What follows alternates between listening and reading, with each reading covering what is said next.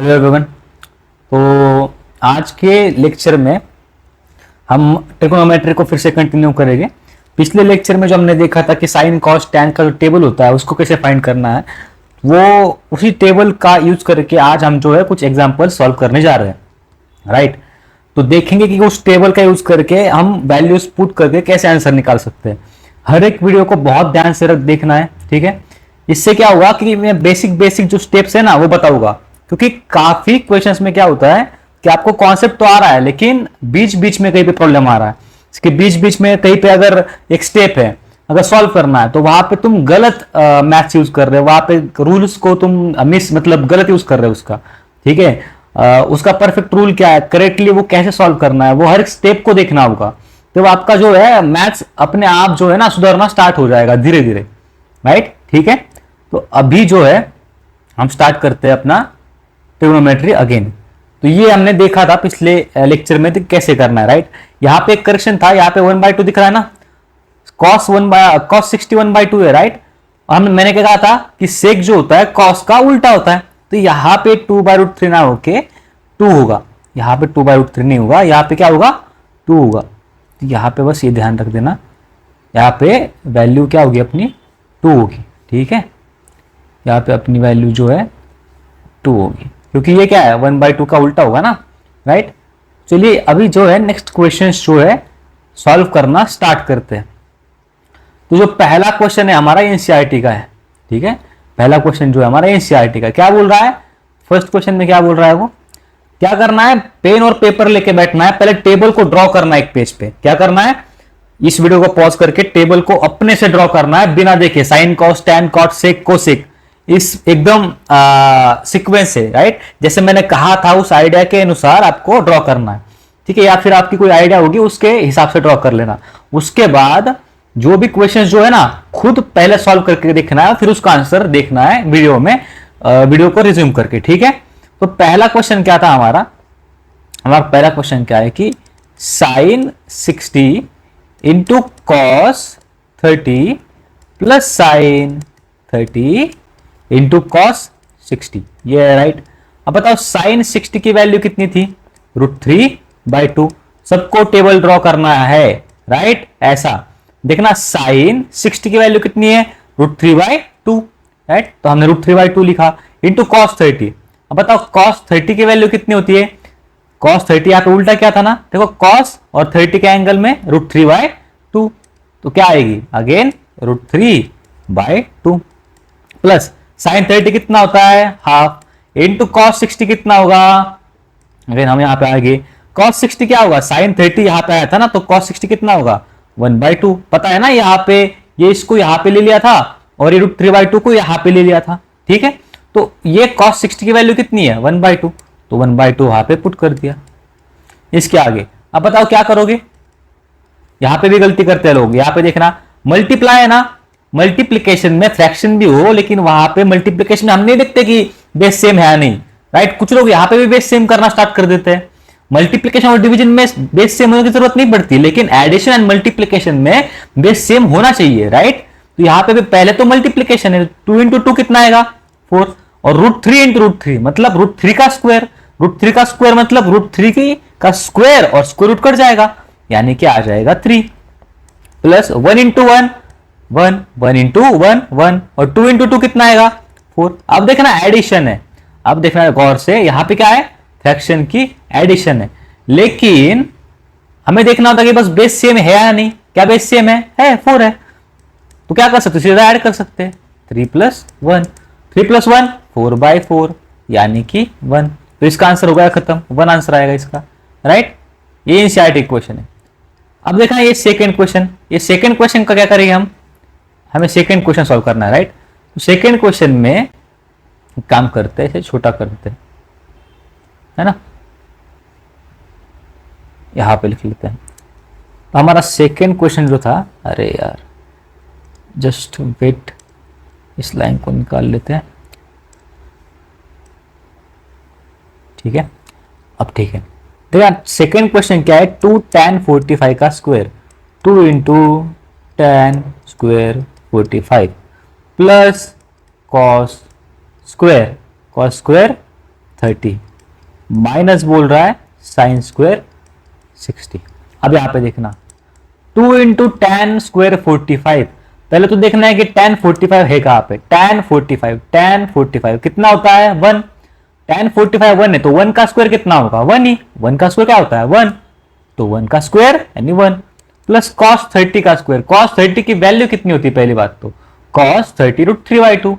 हमें क्या करना है √3/2 का स्क्वायर करना है माइनस साइन 60 का स्क्वायर। साइन 60 देखना है साइन और 60 √3/2 अगेन √3/2 अगेन तो √3/2 का अगेन स्क्वायर राइट। तो 2 इंटू 1 कितना हो जाएगा रे 2 प्लस √3/2 का स्क्वायर मतलब क्या √3/2 इंटू √3/2 राइट। √3 इंटू √3 कितना हो जाएगा 3 एंड 2 इंटू 2 कितना हो जाएगा 4 क्योंकि ये स्क्वायर है ना। स्क्वायर मतलब क्या एक ही नंबर को दो बार मल्टीप्लाई करना राइट। तो √3 से √3 मल्टीप्लाई होगा जो कि 3 आएगा और 2 से 2 मल्टीप्लाई होगा जो कि 4 आएगा ऑब्वियसली। यहां पे आएगा अगेन सेम क्योंकि √3/2 का स्क्वायर ही है अगेन। अब यहां पे क्लियरली दिख रहा है कि ये दोनों सेम है तो ये कट जाएंगे प्लस माइनस राइट। तो आंसर क्या आ जाएगा 2 राइट। आंसर क्या आ जाएगा 2। अब थर्ड क्वेश्चन क्या था cos 45 sec 30 cosec 30 तो cos 45 की वैल्यू डाल दो कितना आता है 1/√2 राइट। वैसे ही तुम डालोगे sec 30 की वैल्यू। बताओ sec 30 की वैल्यू नेक्स्ट पेज पे करते हैं ठीक है या फिर यहीं पे नीचे कर लेते हैं। यहीं पे नीचे सॉल्व कर लेते हैं कहीं पे। हाँ, एक काम करते हैं क्वेश्चन को लिख लेते हैं पहले। क्या क्वेश्चन था वो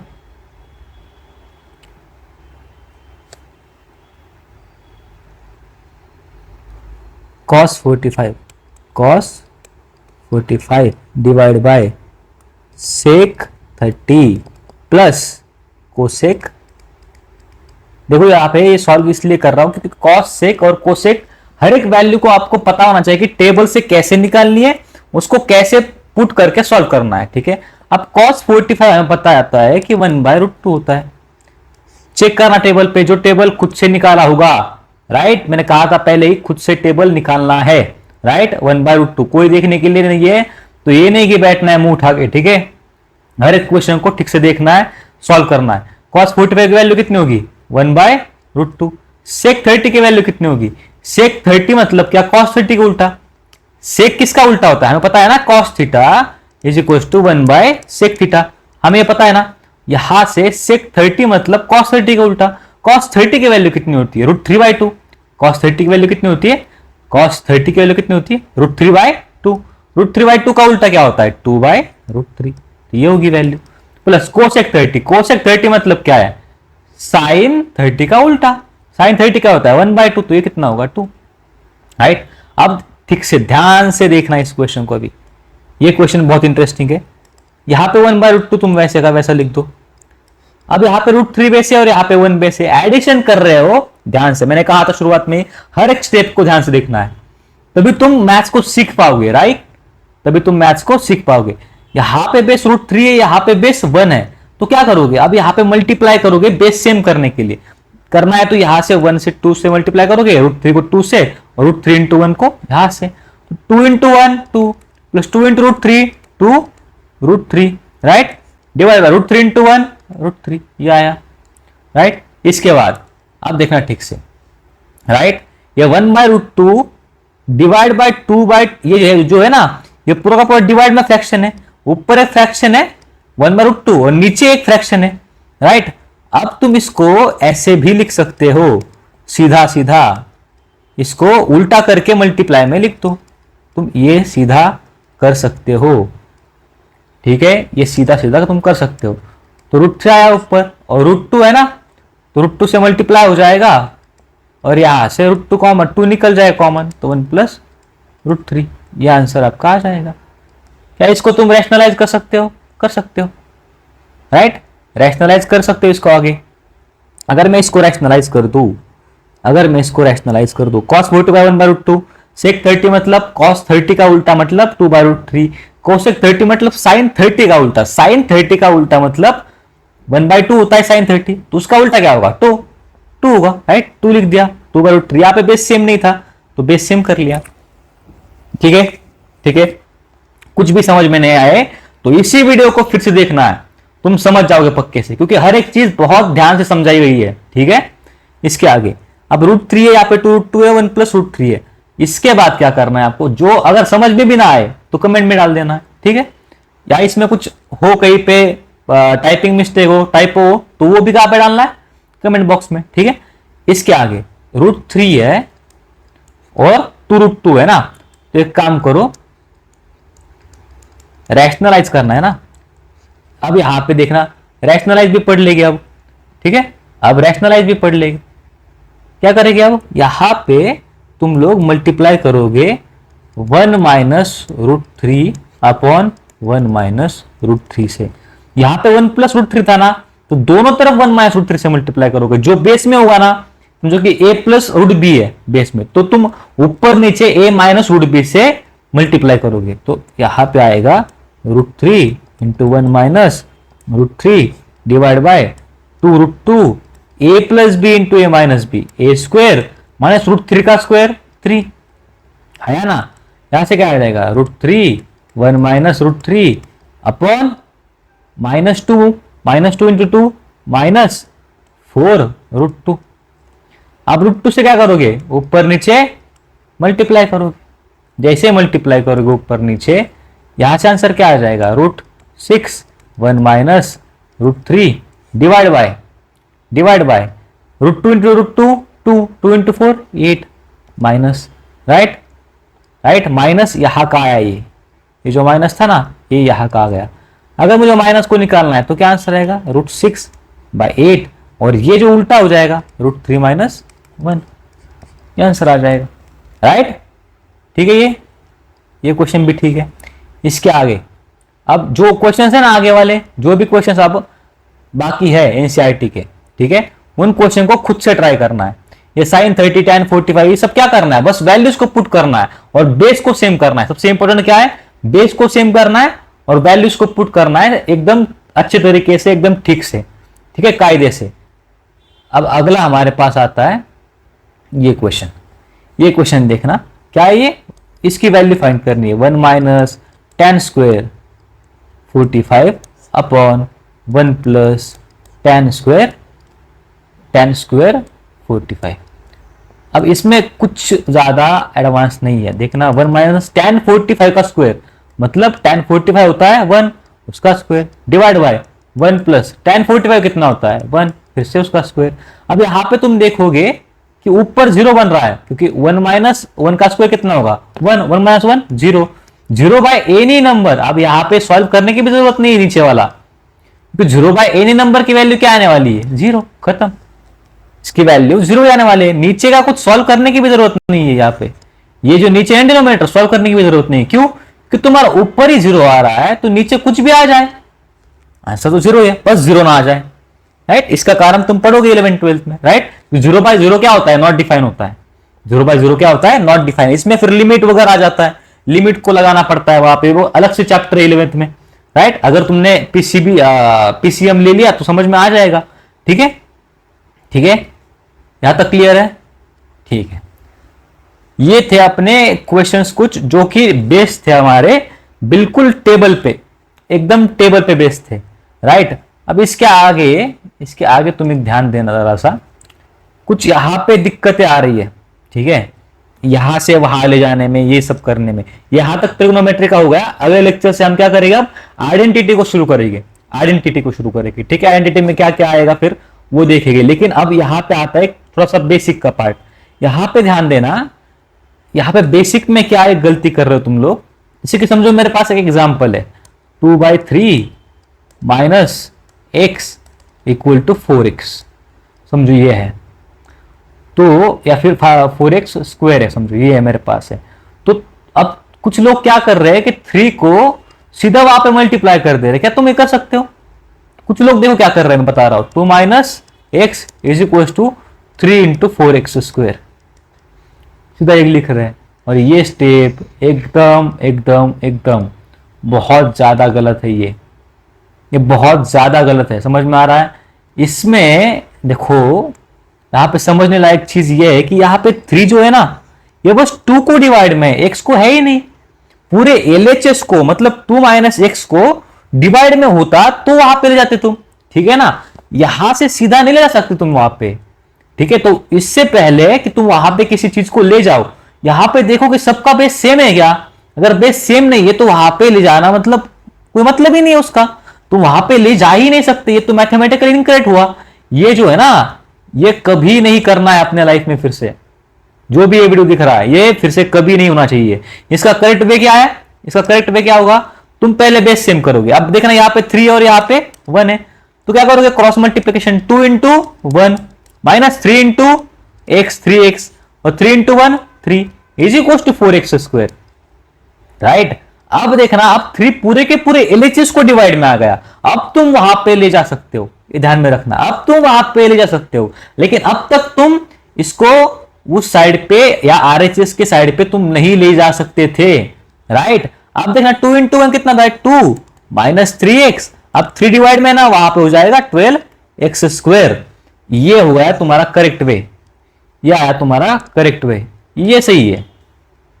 ये जो किया ना हमने ये सही है, एकदम सही है। क्योंकि यहां पे देख रहे हो ना, यहां पे ये पूरे के पूरे न्यूमरेटर या पूरे के पूरे एलएचएस के न्यूमरेटर को डिवाइड में था 3, तब तुमने वहां पे ले लिया क्योंकि सबका बेस क्या है, सेम है, 3 है, तो इसलिए वो हो गया वहां पे, चला गया वहां पे, ठीक है ना।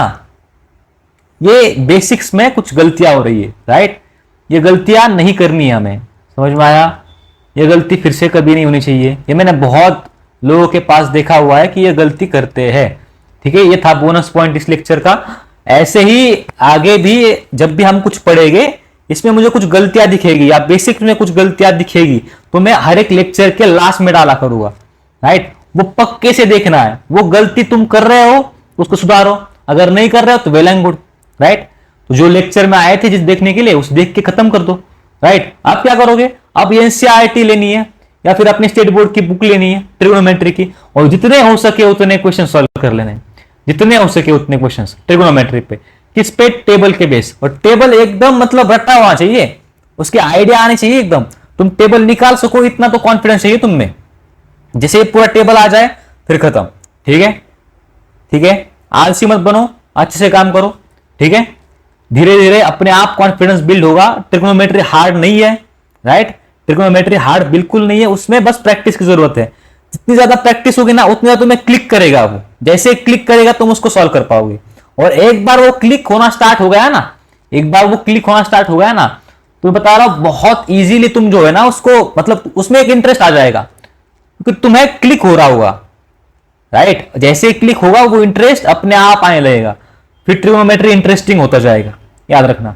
और जिसने प्रैक्टिस नहीं की उसके लिए मतलब बहुत खतरनाक है, फिर ट्रिग्नोमेट्री नरक यात्रा है, फिर बिल्कुल ये चैप्टर ही नरक यात्रा हो जाएगी। फिर शुरुआत से एकदम प्रैक्टिस करनी है, एकदम मस्त तरीके से टेबल को याद रखना है, कोई झंझट नहीं है इसमें, बहुत ही चैप्टर है, राइट। जैसे कह रहा हूं वैसा करो, एकदम अच्छे से ये चैप्टर कवर कर लेंगे, ठीक है।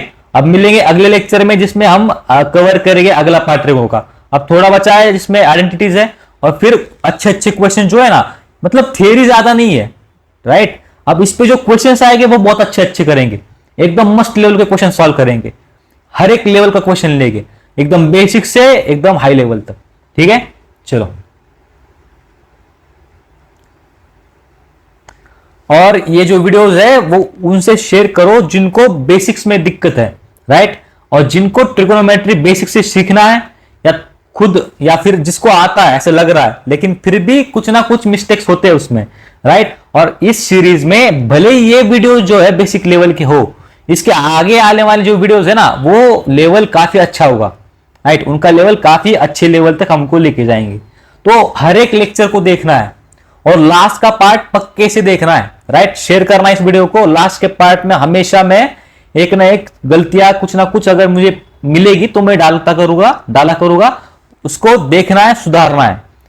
याद रखना, हमेशा गलती करना अच्छा होता है लेकिन गलती को रिपीट नहीं करना है, एक ही गलती को हमेशा रिपीट नहीं करना है, गलतियां नहीं करनी है, राइट। गलतियां हमेशा नई नई करती जानी है, तो क्या होगा उससे कि तुम सुधरते जाओगे, तुम में थोड़ा सा सुधार आएगा, ठीक है। चलो बाय, आज के लिए इतना ही, अगले लेक्चर में मिलते हैं फिर। तब तक के लिए ध्यान रखना, ठीक है। एक्सरसाइज करो, थोड़ा बहुत उत्साही रहो, मंदिर वंदिर जाया करो, ठीक है, चलो बाय।